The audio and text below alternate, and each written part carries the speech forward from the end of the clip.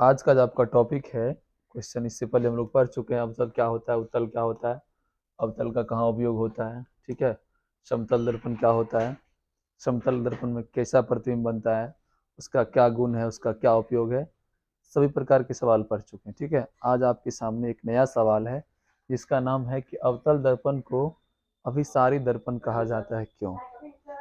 ठीक है, क्योंकि इसीलिए कहा जाता है।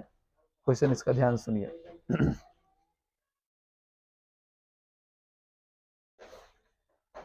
तो अवतल दर्पण को कौन सा दर्पण कहा जाता है? अभिसारी दर्पण। क्योंकि अवतल दर्पण को क्या होता है, जब मुख अक्ष के समांतर बहुत सारी प्रकाश की किरण जाती है, अवतल दर्पण क्या करता है, उस सब प्रकाश की किरण को परावर्तित कर देता है, और परावर्तित करके इधर उधर नहीं, एक ही बिंदु पर सबको जाके भेज देता है समझ में। इसी गुण के कारण, इसी क्वालिटी के कारण अवतल दर्पण को क्या कहते हैं? इसीलिए कहते हैं कि जब अवतल दर्पण, ये कौन सा दर्पण है, कैसे पहचाने?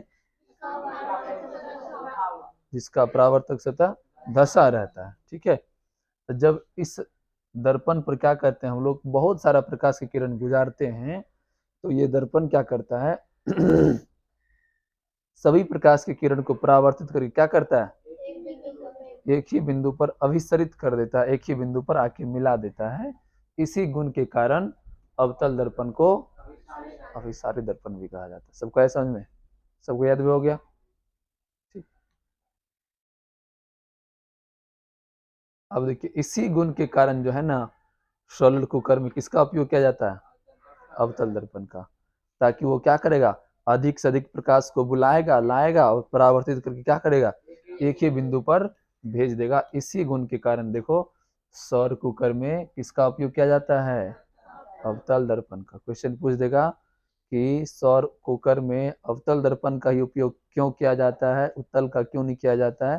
तो जवाब देंगे कि सौर कुकर में अवतल दर्पण का ही उपयोग किया जाता है क्योंकि अवतल दर्पण बहुत सारी सूर्य से आने वाली प्रकाश की किरण को परावर्तित करके एक ही बिंदु पर क्या करता है, मिला देता है। इससे क्या होता है कि सौर कुकर को अधिक से अधिक ऊर्जा मिलता है और जल्दी खाना पक जाता है। इसी कारण क्या किया जाता है, सौर कुकर में अवतल दर्पण का उपयोग किया जाता है। आया सबको समझ में?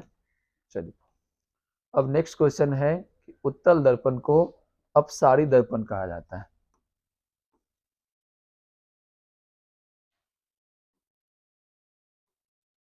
नेक्स्ट सवाल आपका है, उत्तल दर्पण को कौन सा दर्पण कहते हैं? अपसारी दर्पण भी कहते हैं। ये सब लिखा आपको कॉपी में?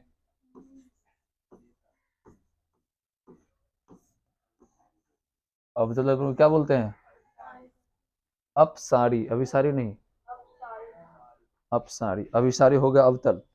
ये कौन सा दर्पण है? उत्तल दर्पण को क्या कहते हैं? अपसारी दर्पण भी कहते हैं। क्यों? क्योंकि जब उत्तल दर्पण में क्या होता है, बहुत सारा प्रकाश की किरण गुजरता है, तो यह टकराकर अधिक क्षेत्र में फैल जाता है। क्या होता है, ये उत्तल दर्पण है ना, कैसे पहचाने उत्तल दर्पण है? जिसका परावर्तक सतह उभरा या उठा हुआ रहता है, वही दर्पण क्या कहलाता है?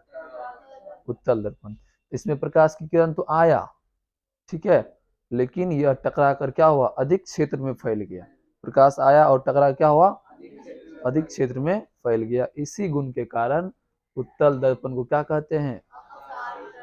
अपसारी दर्पण भी कहते हैं। उत्तल दर्पण को क्या कहा जाता है? अपसारी दर्पण। और अवतल दर्पण को, क्योंकि वह क्या करता है, सभी प्रकाश किरण को एक ही बिंदु पर अभिसरित कर देता है। यह क्या करता है, अपसरित मतलब फैलाता है, वो एक ही बिंदु पर मिलाता है, ठीक है। इसी गुण के कारण उत्तल दर्पण को अपसारी दर्पण और अवतल दर्पण को अभिसारी दर्पण कहा जाता है।